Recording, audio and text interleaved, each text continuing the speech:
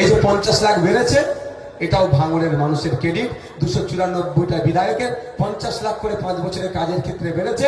এটা ভাঙড়ের বিধায়ক নওশাদ সিদ্দিকী বিধানসভায় আওয়াজ তোলার জন্য হয়েছে। একাধিক বিষয় হয়েছে, বললে সারা রাত পার হয়ে যাবে। যা আমি আওয়াজ তুলেছি অনেক পুরনো হয়েছে, অনেক হয়নি। যাক, এবার আসা যাক। এখন আমি এই 17তম বিধানসভাতে, এটা 17তম বিধানসভায় আমরা 3 কোটি 30 লক্ষ টাকার কাজ করতে পারবো। এই 3 কোটি 30 লক্ষ টাকার 30 পয়সা কিন্তু আমি হাতে পাবো না। এর প্রচুর বড় গেড়া কল আছে। কি হবে আমি বলে দেবো, ওই মন্দিরের ওখানে কাছে একটা লাইট দরকার, ওই ঈদগার ওখানে একটা লাইট দরকার, ওখানে একটা কল দরকার, ওই আইসিডিএস স্কুলের ওখানে বাচ্চারা যায়, ওদের পানীয় জলের সমস্যা, একটা কল দরকার। এগুলো বলবো কাকে? ডিস্ট্রিক্ট প্ল্যানিং অফিসারকে বলবো, আর ডিস্ট্রিক্ট ম্যাজিস্ট্রেটকে দিয়ে তারা এটা নেবে। তারপরে কনসার্ন ডিপার্টমেন্টে যাবে, যাওয়ার পরে আপনার কোন কোন এজেন্সিকে দিয়ে করাবো সেটা হবে। তারপরে ওই কি বলে টেন্ডার হবে, কাজ হবে, দীর্ঘ প্রসেস। আমি প্রথমে চেয়েছিলাম ভাঙড় 1 নম্বর ব্লক 2 নম্বর ব্লককে কাজটা করাবো, কাজও দিয়েছিলাম। অল্প কাজ করেছে, কোয়ালিটি একদম ধ্বংস করে দিয়েছে, মানে ঝেড়েছে ওখান থেকে। আর বাকিটা আমাদের ঢিলে করিয়েছে। বাধ্য হয়ে মমতা ব্যানার্জির কাছে গিয়েছিলাম, আপনারা দেখেছিলেন না? তারপরে কিছু কাজ ছেড়েছে। এবার আসা যাক, আমি অনেক আগে ঘোষণা দিয়েছিলাম, মাথা তুলে কথা বলেছি, মাথা তুলে প্রমাণ করে দেবো। কি বলেছিলাম? 3 কোটি 30 লক্ষ টাকার মধ্যে সরকার যদি 1 কোটি টাকা কাজ করার সুযোগ দেয়, এটা মানবেন না যে আর 2 কোটি 30 লক্ষ টাকার কাজ নওশাদ করতে পারলো না। কিন্তু এটা মনে করবেন যে সরকার করতে দেয়নি, কারণ বৈধ কাজ এমএলএ হিসাবে অন্যরা কতটা পারছে না পারছে বড় কথা নয়, নওশাদ সিদ্দিকী সবটাই পারবে, ভাঙড় সেই পথ দেখিয়েছে। এবার আসা যাক, আমি 3 কোটি 30 লক্ষ টাকার টোটাল কাজের কি কি প্রস্তাব দিয়েছি, কেউ চাইলে আমার কাছ থেকে নিতে পারে, আমার হাতে আছে। 1 নম্বর, সবটা আমি দেবো পাবলিক জমিনে করবে, এটা আমার হাতে আছে। এটা টোটাল 3 কোটি 30 লক্ষ টাকার কোথায় কোথায় আমি কাজ কি কি করতে চাইবো সেটা জমা করেছিলাম। এবার আসা যাক, আমি 3 কোটি 30 লক্ষ টাকার যে কাজ জমা করেছিলাম, সেখানে আমাকে ডিলে করিয়ে করিয়ে করিয়ে করিয়ে 1 কোটি 99 লক্ষ 9,158 টাকার কাজ করার সুযোগ দিয়েছে। অর্থাৎ টেন্ডারটা ছেড়েছে, ঠিক আছে?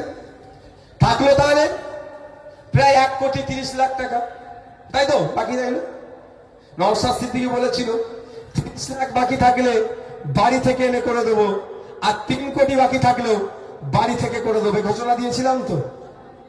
তাহলে ঘটনার সাথে জবানের সাথে কথার মিল রাখতে হবে কি হবে না? হবে কি হবে না? আমি এখান থেকে বলছি, নওশাদ সিদ্দিকীর উদ্যোগে হ্যাঁ গাঁটের টাকা দিয়ে 1 কোটি 37 লক্ষ 51,125 টাকার কাজ চলছে আমার।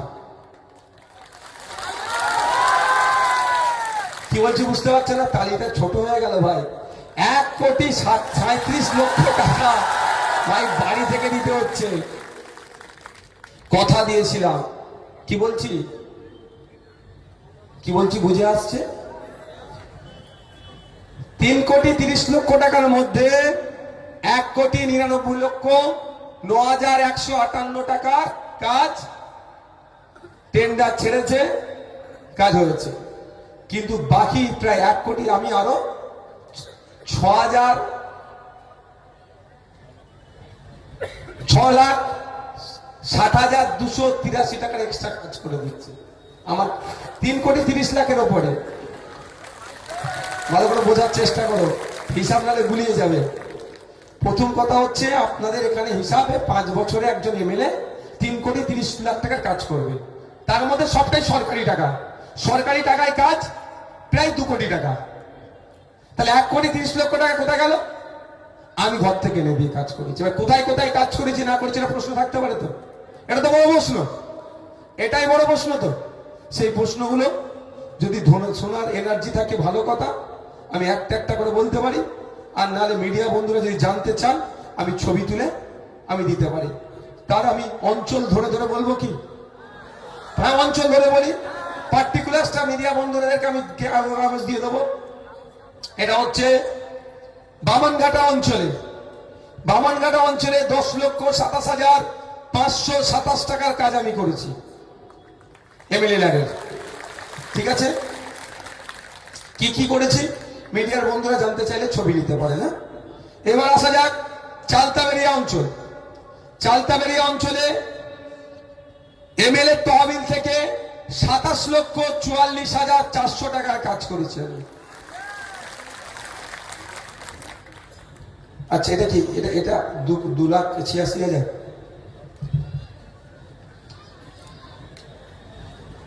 আচ্ছা,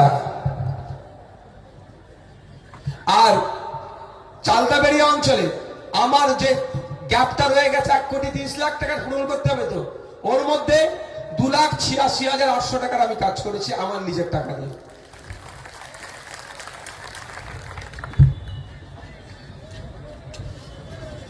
এবার আসা যাচ্ছে ভগবানপুর অঞ্চল। এমএলএ তহবিল থেকে অর্থাৎ বিধায়ক তহবিল থেকে কাজ করেছি আমি, কাজ হয়েছে 25,81,200 টাকা। এই সরি 25,81,200 টাকার কাজ এমএলএ তহবিল থেকে। আর আমার ওই গ্যাপ পূরণে আমি খরচ করেছি 8,60,400 টাকা।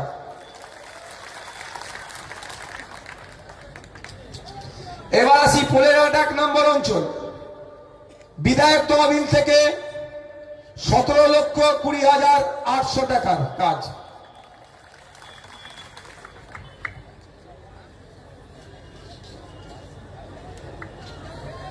হ্যাঁ, দাঁড়াও না। এবার আসছে ভোগালী 2 নম্বর অঞ্চল। বিধায়ক তহবিল থেকে খরচ হয়েছে 10,10,325 টাকা। যারা এতদিন করে কামনি খাচ্ছিল আমার নামে 4টে পোস্ট করে আজ থেকে গেল তো তাদের। আমি অত মন থেকে খারাপ ছেলে নয় ভাই, তাদেরও আমি করে কামনি খাওয়ার জায়গা ছেড়ে আজকেও যাবো আমি। বুঝতে পারছেন না কি বলছি? আরে 4টে পোস্ট করলে যদি 500 টাকা পাই, একটু 4টে পোস্ট করার জায়গাটা ছাড়তে হবে না তাদেরকে? আমি তাদেরকেও সুযোগ দেবো।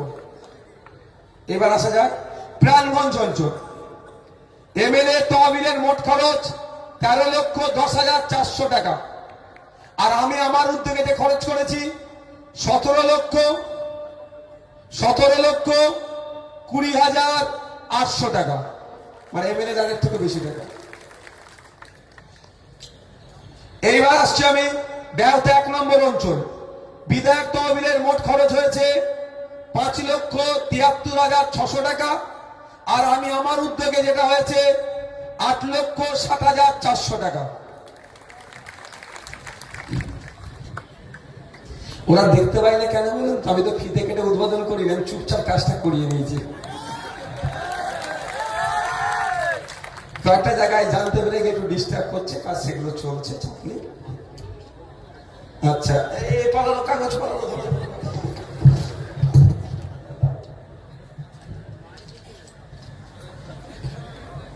এবার আমি ঘোষণা করছি শানপুকুর অঞ্চল। এমএলএ এর খরচ হয়েছে 16,03,921 টাকা। এবার আমি ঘোষণা দিচ্ছি নারায়ণপুর অঞ্চল। এমএলএ এর খরচ হয়েছে 24,30,138 টাকা। আমি আমার উদ্যোগে ঘাটের টাকা খরচ করেছি 14,34,000 টাকা।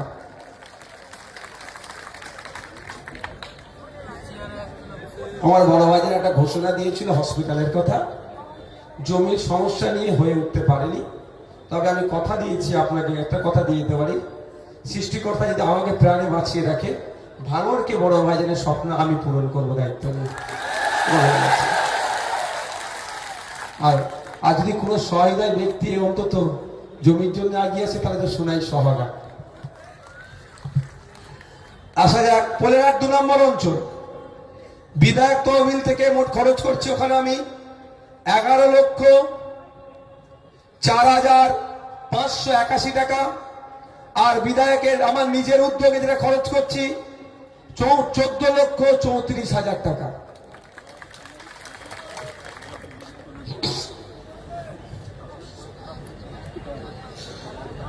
জাগরগাছি অঞ্চল, ভাঙড় 1 নম্বর ব্লক। বিধায়ক তহবিলের মোট খরচ হয়েছে 16,12,800 টাকা।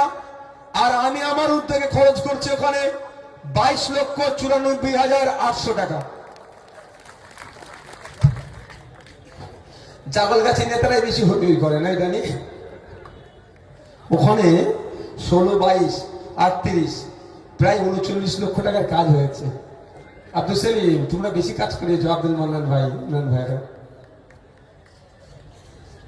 ভোগালী 1 নম্বর অঞ্চল, বিধায়ক তহবিলের মোট খরচ হয়েছে 5,13,000 টাকা।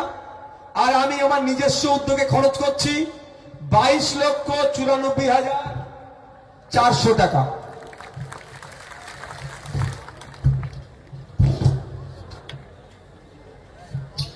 একটা অঞ্চল বাকি আছে, বেওতা 2 নম্বর অঞ্চল, বিধায়ক তহবিলের মোট খরচ হয়েছে 16,76,421 টাকা।